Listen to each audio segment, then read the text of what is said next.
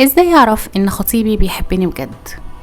كتير من البنات بتسألني السؤال ده، والحقيقة النوع ده من الأسئلة أنا ما أحبش أجاوب عليه، لأن مش كل الشخصيات زي بعض. وأكيد أنا معرفتي بخطيبك مش زي معرفتك بيه، وأكيد الظروف اللي جمعتكم أنا معرفش عنها غير اللي انت حكيتهولي بس. وبرضو من المؤكد ان مفيش واحد، او غالبية الناس اللي بيروحوا يخطبوا، مش فيش واحد هيروح يخطب بنت إلا لو كان في مشاعر من ناحيتها.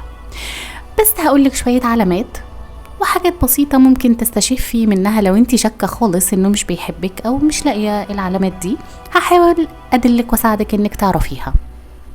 هقولك على حاجات تختبري بيها من غير ما تباني انك متلاعبة او شكاكة. يعني هتسأليه اسئلة فيها مشاعر مش اجابات.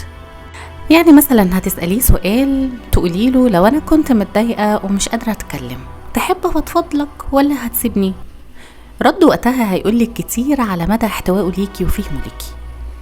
تاني حاجة، حاولي تختفي شوية بس من غير دراما، اللي هو ما تقفليش تليفونك بقى وتروحي تنامي ومش عايزة حد يكلمني، لأ.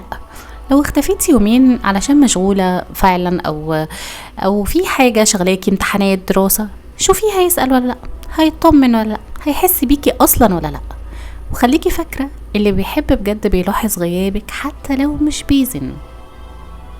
تالت حاجة، في مواقف بسيطة بتوضح كتير ما بينكم. يعني مثلا قولي له: كنت عايزة ان انا اشوفك، بس لو تعبان نأجلها عادي. لو صمم يشوفك وهو تعبان شوية يبقى اهتمام حقيقي، لكن لو دايما بيتهرب دي خليها واقفة مع نفسك. تعرفي كمان ان نظرته للمستقبل ما بينكم بيبان فيه الحب. يعني اسأليه: شايف حياتنا بعد الجواز عاملة ازاي؟ لو لقيتي ان في معاه خطط وحاجات مستقبلية وفي كلامه وفي خياله، يبقى قلبه واخدك بجد. خامس حاجة ودي اهم حاجة، وقت الزعل، وقت الخلاف، ايه اللي بيحصل ما بينكم؟ هل بيهجم؟ هل بيهرب؟ ولا بيعدي ويهدي ويحاول يراضيكي؟ اللي بيحب بجد بيظهر في وقت الشدة، مش وقت الورود والدباديب واللفلفة. وافتكري ان الاختبار الحقيقي مش بالكلام، بالمواقف والحاجات اللي بتحصل ما بينكم، ودي اللي بتخليكي تسألي نفسك: هل وجوده بيخليني مرتاحة؟ أكون أنا زي ما أنا؟ أهدى واطمن؟ لو كانت الإجابة يبقى ده حب واعي، ولو لأ يبقى في حاجة محتاجة مراجعة. ما تستهونيش بالعلامات.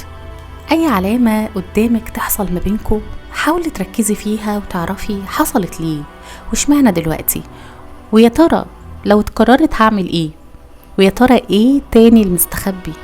ما تستهونيش بأي كلام جانبي ما بين السطور أو أي أفعال تقعدي تبرري: لأ ده بيحبني، لأ ده عايزني، أو تكبري المواضيع.